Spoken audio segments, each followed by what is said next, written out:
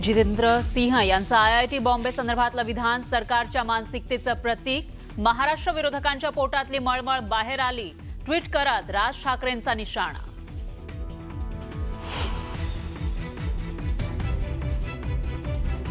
बॉम्बेचं मुंबई करण्यात भाजपचा मोठा वाटा, मुख्यमंत्र्यांचा राज ठाकरेंना उत्तर। केंद्र सरकारला पत्र लिहून IIT बॉम्बेचं मुंबई करा अशी मागणी करणार फडणवीसांचं विधान।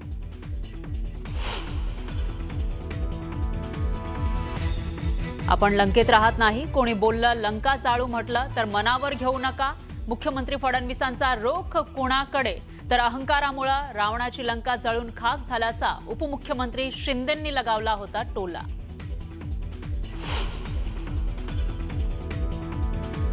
अंजली दमानिया यांचा सीएम फडणवीसांना 24 तासांचा अल्टिमेटम। आजच्या आज अजित पवारांचा राजीनामा न झाल्यास अमित शहांना भेटण्याचा इशारा।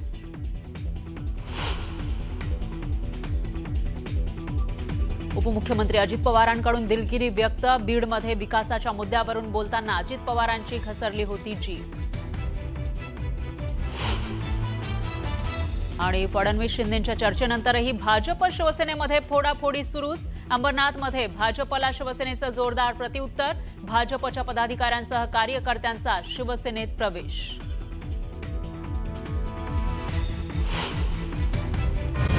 588 दुबार नावं समोर आली आहेत। नंदुरबार नगर परिषदेवरती शिवसेनेचं वर्चस्व राहिलंय। जसा विधानसभेत तुम्ही विश्वास दाखवला तसाच विश्वास आताही दाखवण्याची गरज आहे असं म्हणत श्रीकांत शिंदेंनी मतदारांना आवाहन केलंय। नंदुरबार नगर परिषदेच्या उमेदवारांसाठी खासदार श्रीकांत शिंदे आणि मंत्री दादा भुसे यांनी प्रचार सभा घेतली। नंदुरबार नगर परिषदेवरती शिवसेनेचा झेंडा फडकणार असा विश्वास यावेळेला दादा भुसेंनी व्यक्त केलाय। उपमुख्यमंत्री अजित पवार बुलढाणा जिल्ह्याच्या दौऱ्यावरती असून त्यांनी शेगाव या ठिकाणी राष्ट्रवादीच्या प्रचार कार्यालयाचं उद्घाटन केलं। खामगावमध्ये छत्रपती शिवाजी महाराजांच्या पुतळ्याला अभिवादन करत रोड शो देखील काढण्यात आला। मुक्ताईनगर नगर परिषदेसाठी भाजपाकडून भावना महाजन नगराध्यक्षपदासाठी निवडणुकीच्या मैदानात उतरल्यात, तर आमदार चंद्रकांत पाटील यांची कन्या संजना पाटील शिवसेनेकडून निवडणूक लढवत आहेत। त्यामुळे मुक्ताईनगरमध्ये भाजप विरुद्ध शिवसेना अशी लढत रंगतेय। आमदार चंद्रकांत पाटील रक्षा खडसेंवरती भूखंड लाटल्याचा आरोप त्यांनी केलेला आहे। घराणेशाहीच्या आरोपांवरती प्रत्युत्तर देताना त्यांनी हे विधान केलंय। महाराष्ट्रातील सरकार भ्रष्टाचारी सरकार असल्याचं म्हणत नाना पटोले यांनी भाजपावरती जोरदार निशाणा साधलाय। भ्रष्टाचारांनी कमवलेले पैसे नागरिकांना वाटणार आणि निवडणुका जिंकणार, एका मतदाराला 10,000 रुपये देण्याचा आमिष दाखवल्याचा आरोप नाना पटोलेंनी केलाय। काँग्रेसचं चिन्ह नाही असं म्हणणं म्हणजे विरोधी उमेदवाराचा अभ्यास कमी आहे। कोल्हापुरात जास्तीत जास्त ठिकाणी चिन्हावरच निवडणूक लढवत आहोत अशा शब्दांमध्ये सतेज पाटील यांनी विरोधी उमेदवारांच्या टीकेला उत्तर दिलंय।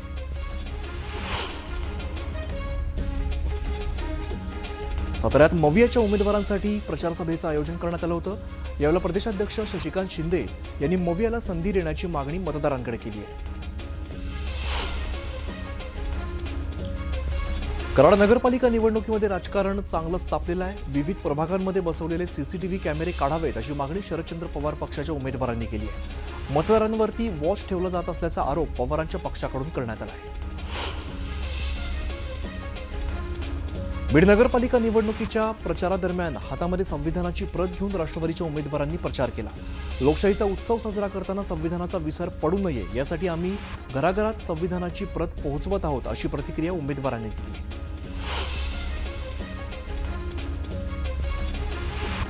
राज्यात शिवसेना आणि काँग्रेस कट्टर विरोधक मात्र उमरग्यामध्ये काँग्रेस शिवसेनेच्या युतीचा नवा अध्याय पाहायला मिळतोय। माजी खासदार रवींद्र गायकवाड यांचे सुपुत्र शिवसेनेकडून नगराध्यक्षपदासाठी रिंगणात उतरले। दरम्यान भाजपला काडी मोड देत शिवसेनेने काँग्रेससोबत घरोबा केलाय।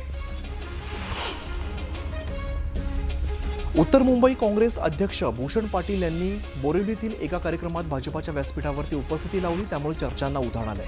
भूषण पाटील भाजपमध्ये प्रवेश करणार असल्याच्या चर्चा सध्या रंगू लागल्या। जुन्नर नगर परिषदेमध्ये अजित पवारांच्या राष्ट्रवादीची प्रतिष्ठा पणाला लागली आहे। माजी आमदार अतुल बेनके यांनी प्रचाराचा झंझावात सुरू केलेला आहे। जुन्नर शहरातील कालिका माता मंदिर आणि छत्रपती शिवाजी महाराजांच्या पुतळ्याला नतमस्तक होऊन राष्ट्रवादीच्या उमेदवारांनी प्रचार रॅली काढली। मंचर नगरपंचायत निवडणुकीमध्ये महायुतीमध्ये बिघाडी झाल्यानंतर भाजपाच्या नाराज गटाने जिल्हा उपाध्यक्ष संजय थोरात यांच्या नेतृत्वामध्ये अपक्ष उमेदवारांना पाठिंबा दिलाय। नगराध्यक्षपदाच्या अपक्ष उमेदवार प्राची थोरात यांच्या प्रचारासाठी संजय थोरातांनी पुढाकार घेतलाय। गडचिरोलीमध्ये भाजप नेत्या गीता हिंगे यांनी राष्ट्रवादीमध्ये पक्षप्रवेश केलाय। धर्मराव बाबा आत्रामांच्या उपस्थितीमध्ये पक्षप्रवेश सोहळा संपन्न झाला।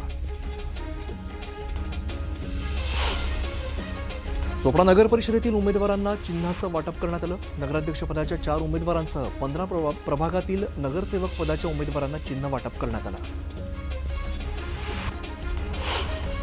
नांदेड जिल्ह्यातील भोकरमध्ये आयोजित सभेमध्ये संजय शिरसाटांनी जोरदार फटकेबाजी केली। शंकरराव म्हणाले होते की नांदेडचं लंडन करू, मला नेहमी वाटायचं जाऊन नांदेड शहर पाहू, नंतर अनेक वेळा नांदेडला आलो पण लंडन दिसलं नाही असा टोला शिरसाटांनी लगावलाय। विकासाचा मुद्दा हाच आमचा अजेंडा आहे, विकासाच्या मुद्द्यावरती आम्ही निवडणूक लढवणार असं उपमुख्यमंत्री एकनाथ शिंदे म्हणाले। प्रचार सभेत लाडक्या बहिणींचा उत्साह पाहायला मिळाला असंही शिंदेंनी सांगितलं। उपमुख्यमंत्री अजित पवारांनी चुकीच्या शब्दांसाठी दिलगिरी व्यक्त केली आहे। शहरामध्ये बकालपणा नको, स्वच्छता असावी हा माझा उद्देश होता असं अजित पवार म्हणाले। माझ्या शब्दाला पकडलं जातं पण मी कायम विकासासाठी प्रयत्न करणार असल्याचं अजित पवार म्हणाले। माजी खासदार इम्तियाज जलील यांनी वाशिमच्या प्रचार सभेत उद्धव ठाकरेंवरती जोरदार टीका केली आहे। बाबरी मशीद पाडणाऱ्या शिवसैनिकांची पाठराखण करणाऱ्या उद्धव ठाकरे यांना विसरू नका असं म्हणत जलील यांनी ठाकरेंवरती निशाणा साधला।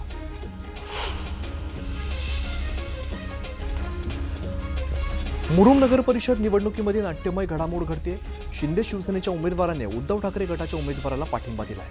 मतदानाला अवघे काही दिवस शिल्लक असतानाच शिंदेची शिवसेना आणि राष्ट्रवादीच्या अजित पवार गटाने उद्धव ठाकरे गटाच्या उमेदवाराला पाठिंबा जाहीर केलाय। नांदेड नगरपालिकेच्या मतदार यादीतील गंभीर प्रकार शिंदे सेनेच्या पदाधिकाऱ्यांनी समोर आणलाय। नांदेड महापालिकेच्या मतदार यादीत पश्चिम बंगालमधील 700 ते 800 मतदार असल्याचा आक्षेप शिवसेनेचे शहर प्रमुख तुलजेश यादव यांनी नोंदवला आहे। छत्रपती संभाजीनगरच्या शिवसेनेत मोठं नाराजी नाट्य पाहायला मिळतंय। जिल्हा प्रमुख राजेंद्र जंजाळ यांनी थेट मंत्री संजय शिरसाट यांच्यावरती गंभीर आरोप केले।